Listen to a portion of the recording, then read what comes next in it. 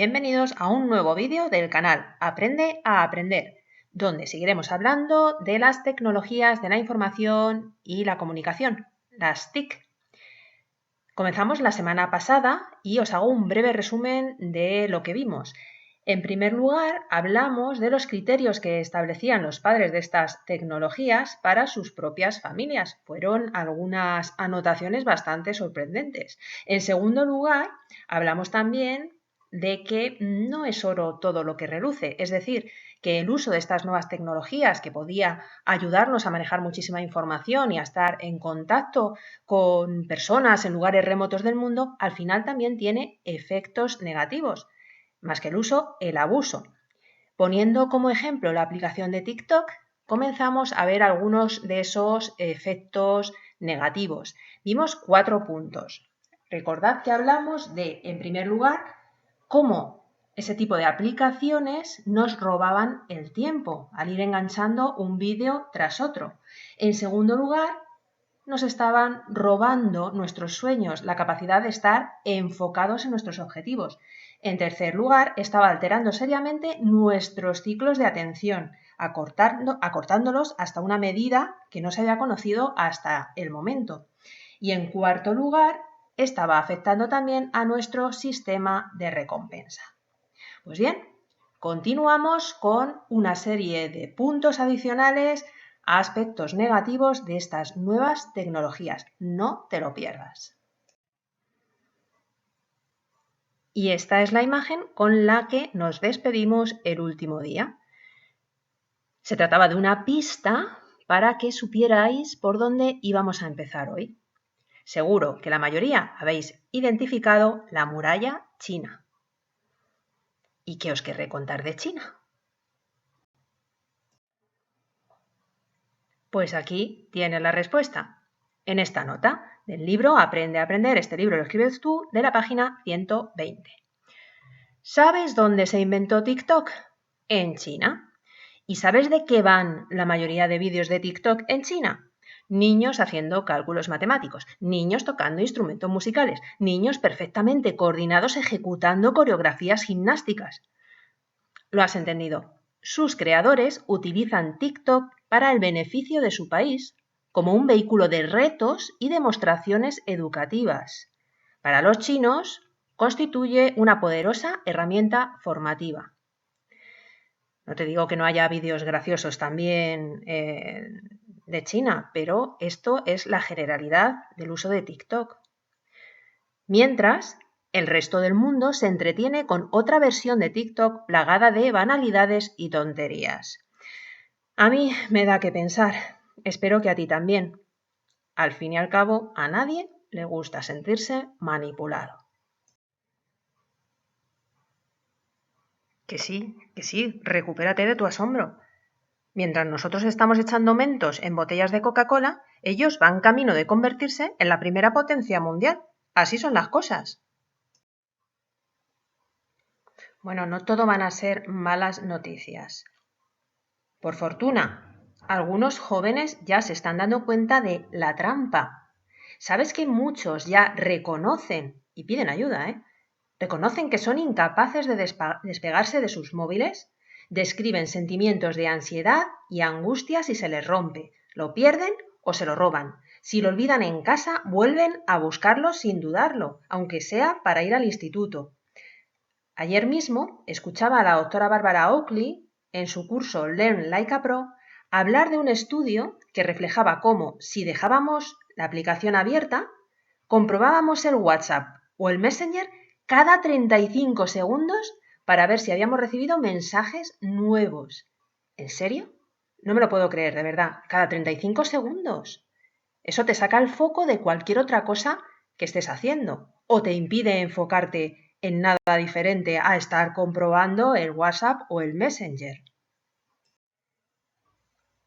Pero sigamos con el quinto punto negativo del uso y abuso de este tipo de aplicaciones, y está relacionado con lo que os acabo de contar. Los jóvenes también cuentan lo frustrante que les resulta si, por ejemplo, sus posts no tienen comentarios positivos. Yo me imagino lo duro que tiene que ser, en serio. Cuando yo era pequeña, solo tenías que preocuparte de gustarle a tu entorno cercano, es decir, a las personas con las que tenías un contacto físico real. Pero ahora, en la era de las redes sociales, ¿cómo gustar a miles de seguidores? Sin duda, siempre habrá opiniones contrarias a las tuyas o personas a las que no les gustes. Además, también sigues a un montón de personas que muchas veces presentan ideales, por ejemplo, estéticos inalcanzables, entre otras cosas porque se ha convertido en una práctica habitual manipular las fotografías. Hay tropecientos mil tipos de filtros. Yo alucino cuando hay, por ejemplo, TikTokers, que yo también veo TikTok, que enseñan los filtros que se pueden llegar a utilizar. Es decir, es que nada de lo que estamos viendo es real. En ocasiones, las fotos sí son reales, pero resulta que son el resultado de procedimientos estéticos y cirugías que llevan a aspectos extremos, artificiales y fuera de la norma. Si ya resultaba difícil construir una buena autoestima en mis tiempos, no quiero imaginar lo complicado que os resultará ahora, con todas estas argucias y subterfugios que se utilizan en el mundo virtual. ¿Cómo buscar referentes en condiciones? Uf, qué difícil, os entiendo, de verdad. Incluso el otro día leía un artículo de cómo afectaba a la gente el ghosting. ¿Conoces el término? Consiste en hacer el vacío a una persona con la que tienes una relación. De repente la eliminas totalmente de tus redes sociales, la bloqueas en todos los frentes y así cortas con ella una amistad o una relación sentimental sin ninguna explicación, sin dar la cara, sin darle la oportunidad de entender qué ha pasado. A freír espárragos también las habilidades sociales. Adiós empatía. Está claro que lo de ponerse en los zapatos de otro ha pasado a mejor vida. Y seguimos con nuestra lista. Séptimo punto de factores negativos a tener en cuenta. ¿Te has percatado de la publicidad empotrada en los contenidos de la mayoría de aplicaciones? Fue Facebook la que empezó con esta práctica y el resto siguió su ejemplo. También habrás comprobado que si te interesas por algún producto o artilugio de los publicitados, a partir de ese momento te lloverán anuncios del mismo tipo. Se trata de detectar tus impulsos como consumidor y ponértelo fácil para que consumas. Cual martillo pilón, te presentarán el estímulo una y otra vez hasta que te rindas y compres. Muchas de estas decisiones se toman a nivel subconsciente en una zona del cerebro llamada ganglios basales, por lo que en el fondo es como si no hubiéramos elegido nada. No solo eso, muchos influencers utilizan prácticas, digamos, poco éticas de publicidad encubierta. No es casualidad que tu personaje favorito se haga una foto y puedas ver hasta la marca de yogur que ha tomado de postre, en una mesa estratégicamente colocada, pero que parece estar en un segundo plano. Y más de lo mismo con la ropa que llevan puesta, los zapatos, las gafas de sol. Octavo punto. Y esta parte a mí me da muchísima pena, de verdad, ahora lo vais a entender. Los inventores en estos sectores también saben que tanta tecnología acaba estrangulando nuestra creatividad. Te pongo un ejemplo. Si ya me proporcionan un super videojuego con unos gráficos increíbles y unos escenarios brutales, ¿qué le queda a mi imaginación? Ya te habrás dado cuenta de que me gustan los monólogos de humoristas. Puede parecer que presentan escenarios exagerados, pero en el fondo ofrecen una potente dosis de realidad. Precisamente hay un monólogo del humorista y presentador Dani Mateo donde hablaba de los videojuegos de la infancia de los que ahora tenemos 40 años. Las imágenes de una batalla espacial en la caja de cartón del videojuego eran impresionantes. Sacabas el casete, lo metías en el ordenador con toda tu ilusión, esperabas las 5 horas que tardaba en cargarse el juego y por fin ahí estaba. Tu nave espacial era un cuadrado verde que disparaba guiones a los enemigos, que eran cuadrados naranjas. Bienvenidos a los gráficos de los años 80. Como decía Dani, Dios mío, cada vez los hacen mejor. ¿Qué será lo siguiente? ¿Un círculo rojo? Es verdad, querido aprendiz, así era la experiencia de jugar a un videojuego en mi época. Y no pasaba nada, porque lo que no salía en la pantalla ya lo completaba uno mismo en su imaginación. En mi mente, la batalla tenía todo lujo de detalles, como las mejores escenas de la batalla de Scarif en la película Rogue One de Star Wars. Adelante, mis valientes soldados, tenemos que acabar con el destructor estelar.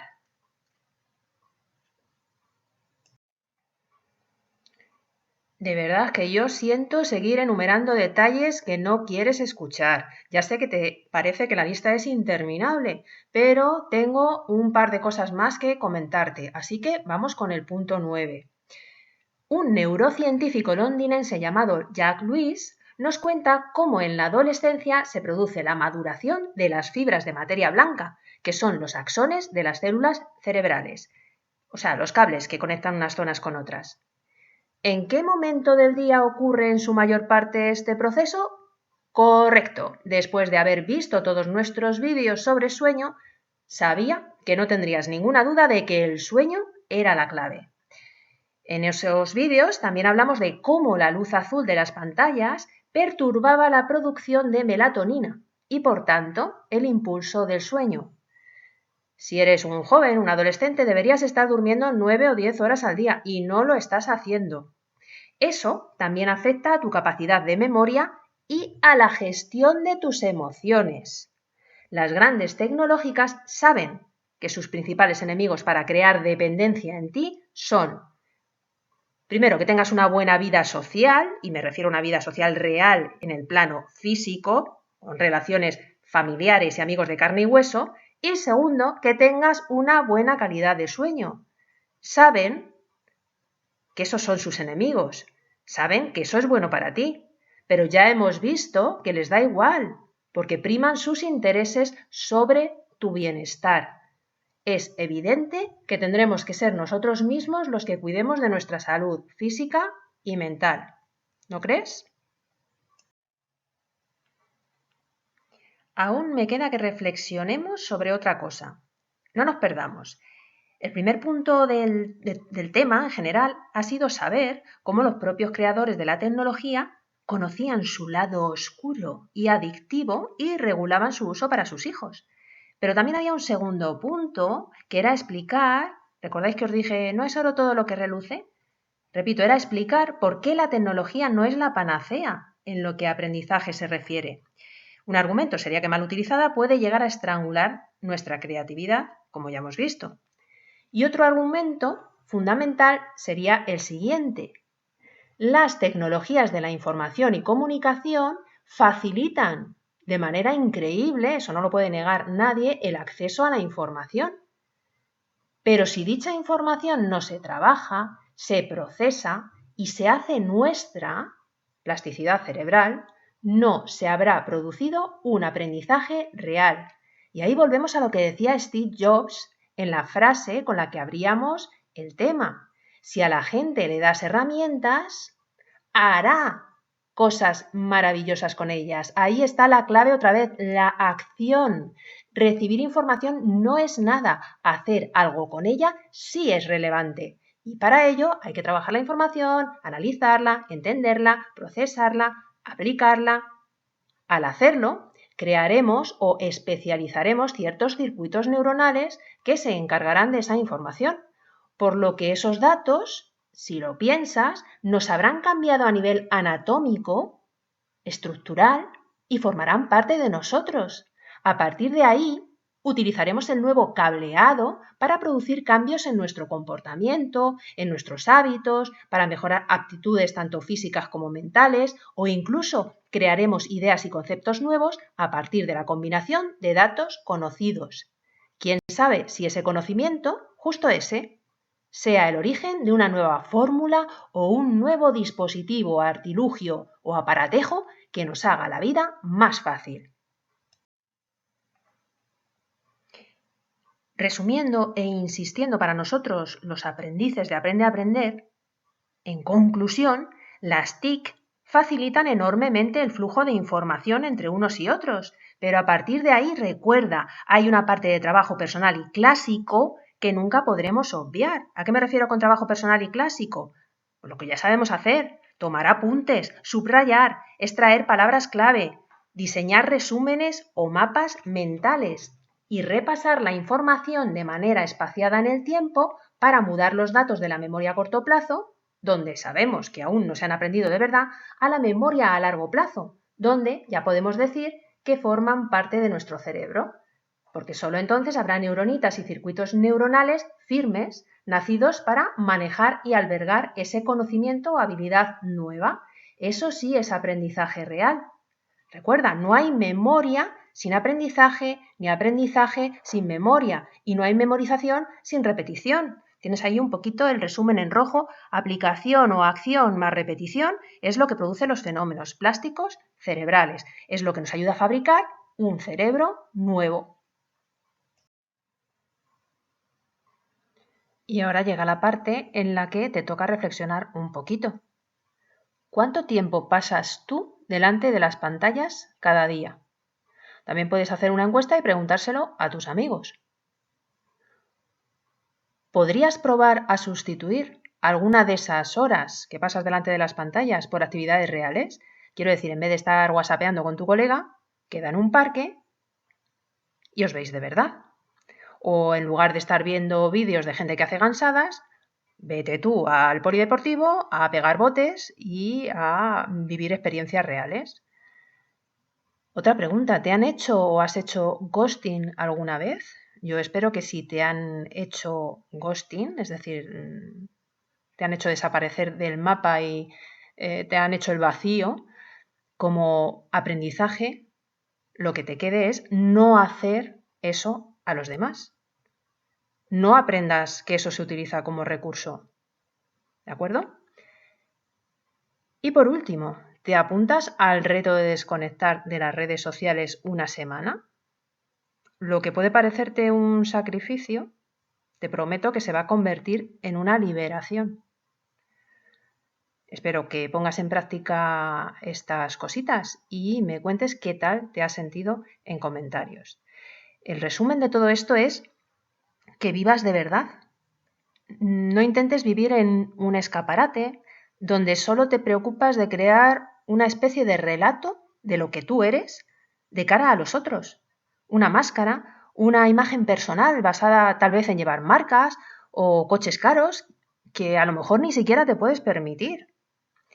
Eso no funciona para darle plenitud a tu vida, al menos a la larga, porque cuando seas mayor todo esto se te caerá y si no te has trabajado por dentro de verdad, estarás vacío y seguramente muy solito.